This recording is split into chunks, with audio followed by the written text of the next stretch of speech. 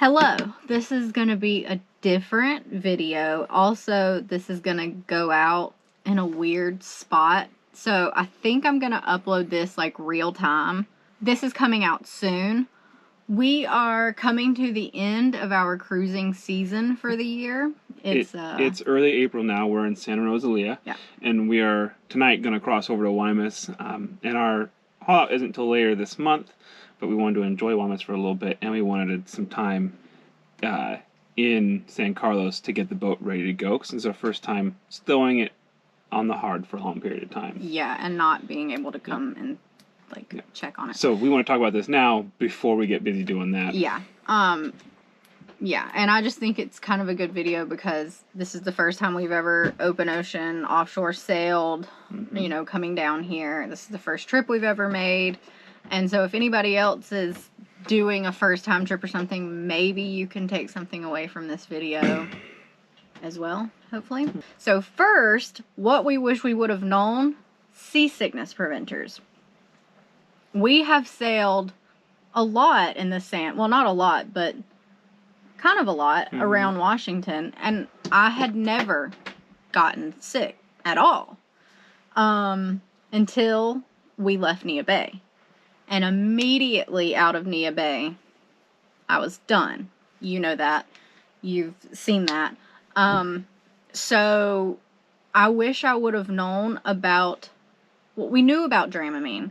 But what I learned is you should take Dramamine starting 3 to 4 days before you plan to leave. So by the time you leave, your body has it in your system. So hopefully you don't get seasick at all. As soon as I started doing that, I've been sick, but I have not thrown up since then.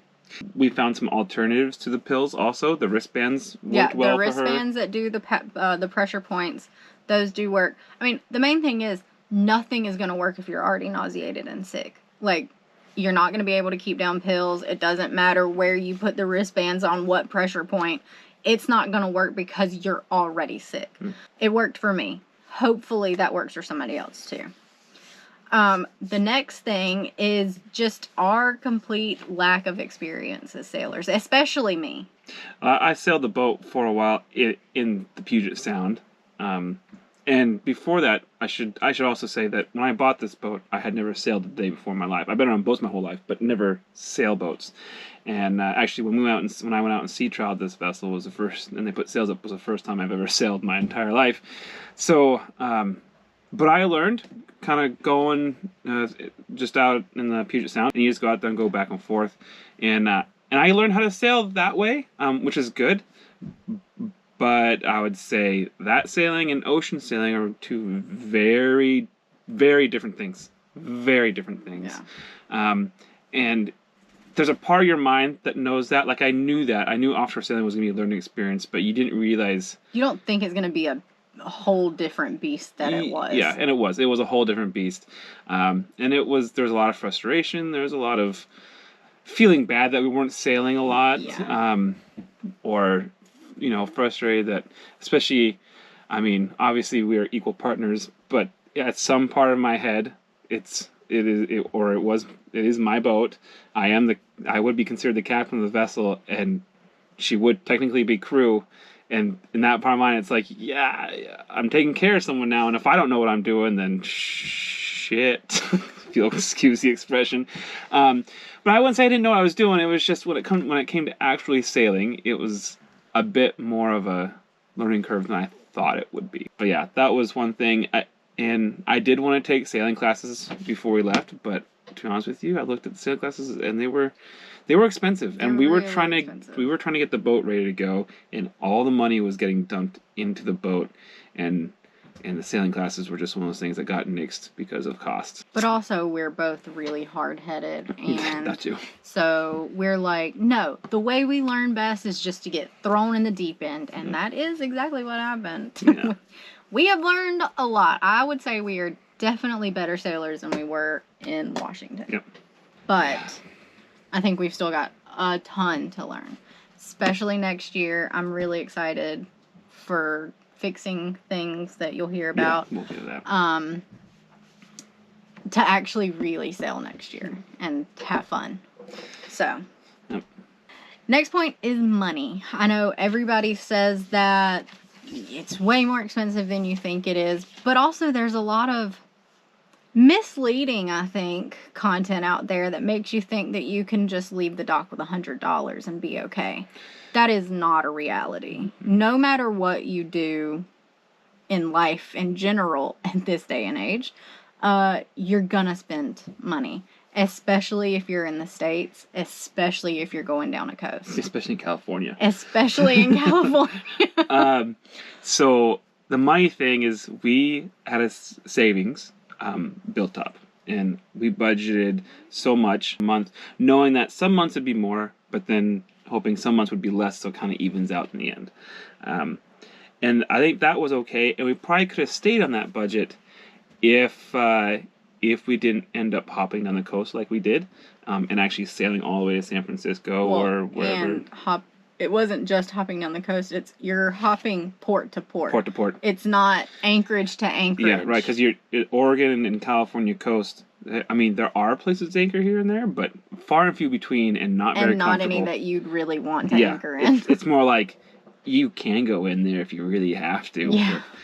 But, so you're going into marinas, which are already a huge expense. Which, a little tangent right here, I'm going to say if you're planning on going on the coast, skip Newport, Oregon, and go to Florence. It is a hassle. I mean, not really. No. You have to open a bridge. Yeah. But there's a bridge, and they want an hour's notice in advance before they open. And the channel is kind of small, and you have to go up a river. And it's not we draw 6 feet, and we got up no problem at a low tide. Yeah. So there's plenty of room for you to go. It's just narrow. Obviously, check your draft. Check the charts for yourself. And the Coast Guard there was super helpful because I told them how high how high we are off the water and what our draft was, and they were like, yes, you can do this, and they are helpful. And then you go underneath the bridge, and one of the reasons is Florence itself is a beautiful town and easy to get some parts if you needed parts. Also, to stay at the dock with shore power and everything was $18 a night. $18 a night. That is, if you know marina cost, you know that is insane. And the people that were super helpful, I had a totally opposite experience in Newport. But anyway, going back to the money part. So it obviously costs a lot more, and because we were hopping, using a lot more fuel, and that's why costs went up. And marinas, because like we said, there are no anchorages, and food, because when you go in someplace, you automatically go to a store or you go out to eat. If you're in a town, it's just like natural instinct to obviously you're going to go walk around town. Well, we've been walking around town for 3 hours. Let's go get lunch or dinner or whatever. And then you spend money, American money, on food, which is a lot more expensive than in Mexico. It adds up. Yeah, it definitely adds up, and which is one of the reasons that we said we were going to be here till June. Mm-hmm. We're hauling out in April because it was way more expensive than we thought it was. Yeah. Which I guess, we can just get into the expenses of Mexico now. That we're talking about it. So, yeah, everybody's idea of Mexico is like, it's going to be cheap. It's going to be super easy. Everything's going to be cheap. It is, and it's not. Like somebody told us, marinas were not made for locals. Marinas were made for gringos. That's who uses all of them. That's what the price is going to be. Every marina that we've stayed at is pretty much on par with marinas at home. Yeah, actually more expensive than marinas at home. Yeah. There's only, actually Santa Rosa is the only one I've seen here that is actually cheaper than ones back at home. Yeah. But everywhere else, obviously Cabo, we know Cabo is the most expensive one, but La Paz, Loreto, Puerto Escondido, most expensive marinas that you've ever seen in your entire life. Yeah. And like super yacht marinas. Yeah. And the other thing was marine parts. You kind of think, well, some of these probably might be more expensive. Well, no, they're all more expensive. All of them. Because I think what happens here is there's not many people here that are an actual dealer of a certain brand. So what these marine companies do, especially in La Paz, I think they buy the parts basically off of Amazon or wherever they can get it from, and they have to mark that up. So you're paying Well, they have to pay for import fees Yeah. for that too, so they're marking it up to pay for their import fees. Their import fees, and they're not at cost prices. They bought it from someone else, so there's a lot of markup on it basically. Yeah. So marine parts do cost. Oh yeah. About twice as much. Yeah. The food is really cheap. The only thing that is cheap, and like little tchotchkes and things like that. Well, that and getting steel work is welding is cheaper. Yeah. But anything else, boat parts, is not. No. Now we can get into tip process and crossing the border. Yep. So for us, well, he's the one that did all of the research for the tip. Well, most thing I can say is organize your paperwork. I bought a waterproof folder that has all of our paperwork. Not just, it has passports and all your paperwork. Like paperwork for the cats, paperwork for the boat. That means your title or U.S. Coast Guard document, which is the same thing. Your Washington licensing, if you still have it, or whatever license you have, Oregon, California. Your insurance documents. Your eventually the tip and crew lists, all that stuff. Put it in one place, and when you go somewhere, you just have it all with you, because they don't always need everything, but you have it. And you don't have to go. And nothing gets lost. And another thing that I would highly recommend that a lot of people tell you don't need to do: get your tip before you get to Mexico. Yeah. It will make your life so much easier. We've heard horror stories of people taking 2 or 3 days to being able to check into Mexico. It took us about 2 hours. And you can get that at what they call the Banjercito, and you can get online and look it up. But what you might hear is people have tip issues. Like if you bought your vessel and the previous owner had a tip and he hadn't canceled it, you cannot get a tip until that last tip is canceled. Yeah.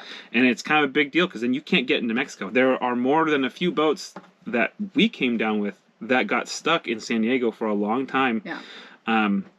One of them sold their boat entirely because there's no way that they're going to be able to get in the next year or two. And one of them left 3 months later than planned because of a tip issue. Yeah. So, serious. It is serious. Don't get too stressed about it. No. There are sites that you can search. I will be listing 4 sites down in the description box that 2 of them are just really good information, and then 2 of them are like the Banjercito that you fill out the application for. And then there's another site that you can actually look up your boat to see if you have a tip. Yep. When you cross over to Mexico, the easiest place to check in, I think you have to check in there now, is Ensenada, Mexico. Thing to know, there are no anchorages in Ensenada. You have to stay at a marina. The marinas will sticker shock you for how much it costs to stay there. It was over $300 for us for 2 nights. But I say it's 100% worth it. The guy at the office will want all your paperwork and everything before you get to the marina, because he's gonna give you the yay or nay on whether you can get into Mexico, basically. And then you're gonna get to the marina and you go check in with them. They'll get all your paperwork together, and they have someone that drives you to the bank to get money to pay for the fees of going into Mexico, and then they drive you to the port captain's office and immigration, and the port captain and Banjercito are in the same building. So it's they talk to them. Yeah, and they talk to them, and they just literally tell you where to sign. Yeah, they point, you sign your name, and you're done. 100% worth it. And I also suggest Cruzport instead of that. I think there's another one, but I can't remember what it's called. Yeah. Simply because it was right downtown. And even if you had to walk to the Banjercito from Cruzport, you're so much closer. It's like maybe 4 blocks away, maybe. Yeah, it's not bad. So anyways, Cruzport Village, I will leave. Yep. Also it down below. Super worth it, in our opinion. Reasons for not sailing is the next subject. And this is kind of a long one.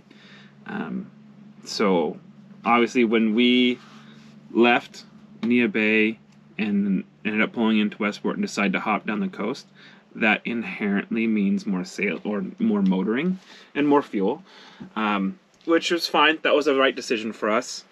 And I kind of had this thought in my head that when we crossed the border to Mexico, all of a sudden it was just going to be smoother sailing because you get down into the trade winds. Yeah, the trade winds and stuff, and you do if you go far enough out. But that's when we really started actually sailing the boat, is after we crossed the border, where we really sailed the boat more. And it was frustrating because the seas weren't like what I thought they were going to be. And there were some good days too. I had things on my mind about the rigging, particularly. And then we got down in here into the Sea of Cortez, and coming down here in December, or the whole winter basically, is always northerlies. So you can choose to beat up at a close haul up there, which is uncomfortable, or you can just motor straight up early in the morning when there is no wind, which a lot of people choose to do that, which we chose to do that, so that's fine. But then one of the other things, kind of more recent that we found, and what I was kind of scared of when we were sailing out of Mexico, is the rigging itself on the boat. When we got to La Paz, I found a crack on the forestay plate, and I was able to get it welded up, but the welder was saying that it's just old metal and that the crack will walk, and I 100% believe him. It's old, it needs to be replaced. And that kind of cemented what I already knew about the rest of the chain plates on the boat, is that the rest of them are probably all really old and need to be replaced.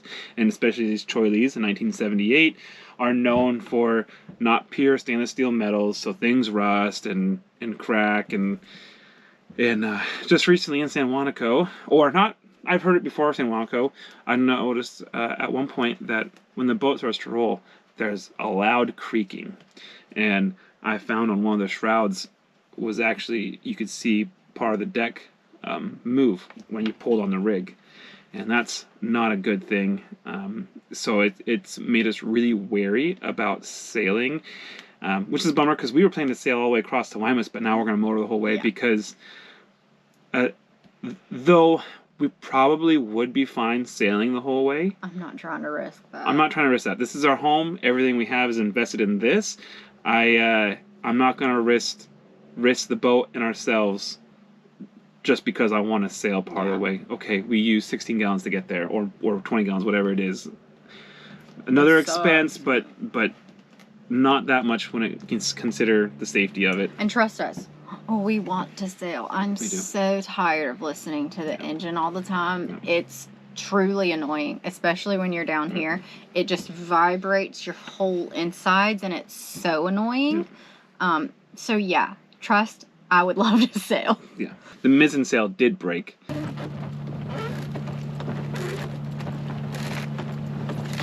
Where I'm going to replace it this next year. But yeah. So it's a thing.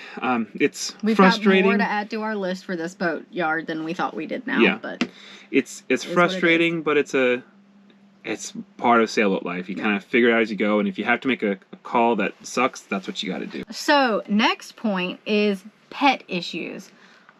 If you're gonna have a pet on board, just know that if you didn't have issues before you left, no matter how long you've lived on your boat in a marina, it is going to be different for them out as well.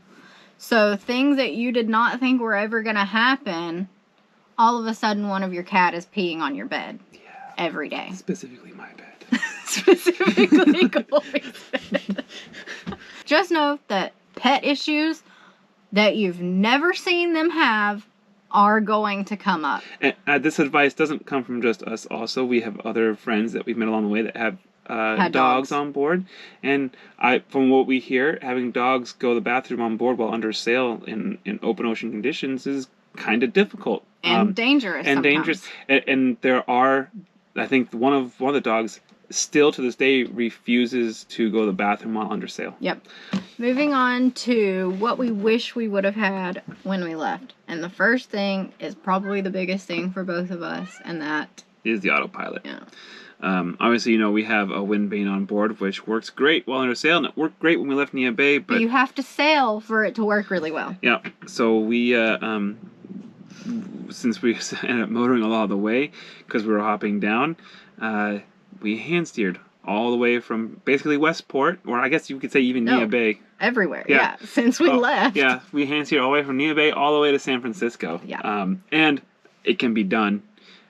It's just a lot. It's a lot. It's not so no. bad during the day because both of you are You're awake there and you can switch off. You're still out there in the water, so you don't really have a point to point to, but you just feel better. At night, it's a little tiring just constantly looking at a compass. It's a lot mentally, yeah. I think, is the biggest thing when you're like you've just got to constantly be there behind the wheel, at the helm, in the conditions, in the weather, just there, stuck in it. And we have a completely open cockpit, as you know.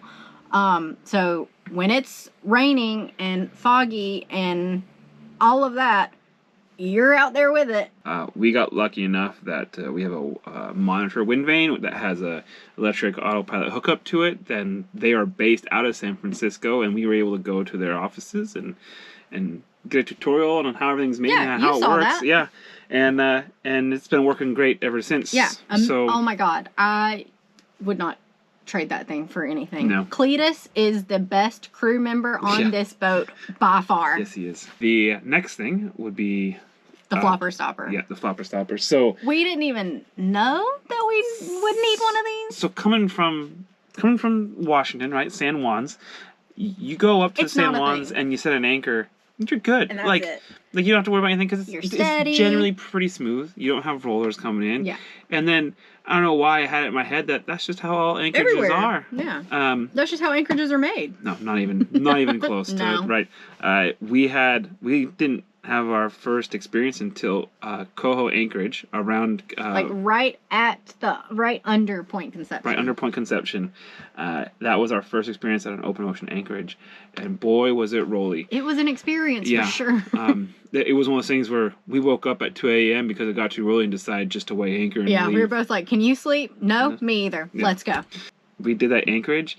And the next morning, I was on Facebook Marketplace and Craigslist trying to find a flopper stopper.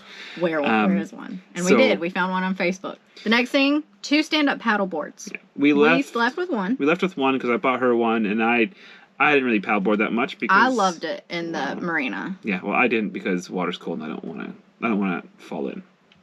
Once we got down here, though, or to California, water's a bit warmer. And he started using mine, and then he was like, I guess I could have one. So 2 paddleboards were a good one. Yeah. I say if there's 2 of you on the boat and one of you says, just get 2. Yeah. And lastly, as you probably already know, we have no refrigeration and no water maker. And surprisingly, we don't miss refrigeration that much. We do miss is water. What we do miss is water. We have a 100-gallon tank. We last for 3 weeks with it. But, coming out of Mexico, you know that water's hard to come by, but then you never really you don't think about all the things it takes to get water. Yeah. I was wondering if I might be able to trade you something for like 15 gallons of water. Yep. Because La Paz is the easiest place to get water. So one of our friends told us La Paz is the easy mode, and they were right. If you're jerry canning fuel here and there too, that's just more things you got to jerry can. You can only fit so much in your dinghy. Or your cart. Or your cart. And a water maker, and honestly that's what keeps us a lot of times from staying in a place for way too long. Because to be honest with you, I don't ever want to run the tanks empty. Yeah. Because it's going to take me so long to fill the boat up. Well, also that means we don't have water. That also means we don't have water to drink. But I mean, like, okay, we run or we get close to not a lot of water. Say there's like 5 gallons left in the tank. Okay, let's go back to a place to get water. Well, that's like 8 trips back and forth trying to fill the boat with water. Yeah. And it takes up a lot of time. So I think a water maker is our big purchase for the next season. Oh yeah. Yeah. We'll actually smell like real humans once we have a water maker, and I feel like we'll have more friends. Yeah, and our boat will be cleaner because again, you don't like using water to clean when you only have so much of it. So yeah, there's a lot of things. Last on the list is things that we wish we would have left without, which we don't really have. Don't have anything. Except for could have had less books. I think we could have had less books because neither one of us have. I used to read all the time. I won't admit this, but I definitely said we don't need that many books before we left. And she 100% said, yes, I need all these books. Yes, because before we left, I was reading like a book a day. Yeah. I don't think I've touched a book since we've been down here. You haven't. So I think we're going to declutter and take some books back to my parents' house, assuming we have the room to fit them Mm-hmm. on the way back. But yeah, I think we're gonna downsize a couple books and maybe only keep like half of this. Mm-hmm. Oh yeah, so that's another thing that we should talk about. And in La Paz, it is a vortex, and you will get stuck there, but it is very beneficial for sailors. Mm-hmm. So Club Cruceros is the yacht club, I guess. I don't know what it is. They're a yacht club.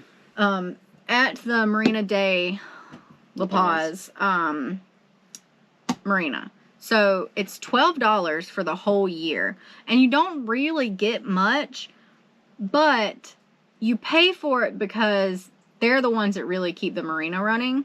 And the dinghy dock and all of that. They keep the marina cruiser friendly. Yeah. They keep them from like raising prices way too high. Yeah. You benefit a little bit. I mean, they provide coffee and stuff in the morning. They do events in La Paz. They help out the local cruiser net. They help out the local community with schools and stuff like that. They do swap meets. Yeah, and they do swap meets. They do a lot. And the cruiser net. So we paid the $12 just because it was worth it. I mean, $12 for the year. I mean, whatever. But at the Club Cruceros, they do have a book exchange, so you can go take your books if you want, and you can just go get books from out of there. Yeah. And DVDs. Yeah.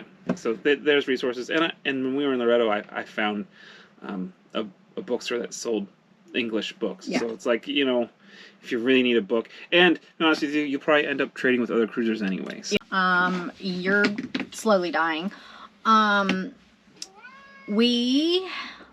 think that was it. I think we finished. Yeah, we finished it. The last one was books. Everything that we talked about. So. Yeah. So that is our. I don't know. Assessment of our cruising season this year. Yeah, there's a lot more things that we wish we would have, but they're still kind of like wish list items. We still don't need it. Right. It would just be nice to have. Yeah. So I hope that you took something out of this video. Yeah. And hope you enjoy. Back to regularly scheduled program next week. Yeah. And the only thought I still want to leave you with is, you know, yes, we've been having these issues, but I'm still very glad that we left the dock. Yeah. And that is the most difficult part. You just have to leave the dock, and you just gotta set that date and leave on that date. I mean, is there still stuff we wish we did? Absolutely. You're always going to add more to your list. It can be never ending if you let it be. A boat list is never ending. The hardest part is pushing off the dock. Yeah, just leave. If you want to go on this trip, make a plan and leave. And I'm not saying you have to leave right now, but you need to set a date of when you're going to leave. Be smart about it. Do what needs to be done. Yeah. But also realize that, like, there are certain things that you can just do on the way. Yeah. Or you can just learn to live without it. Yes. So, yeah, that is our experience, our opinions on the things that we have experienced this year. So, if you have any questions or comments, please leave them below. Please let us know. So anyways, we will talk to you next time. Yep. Bye.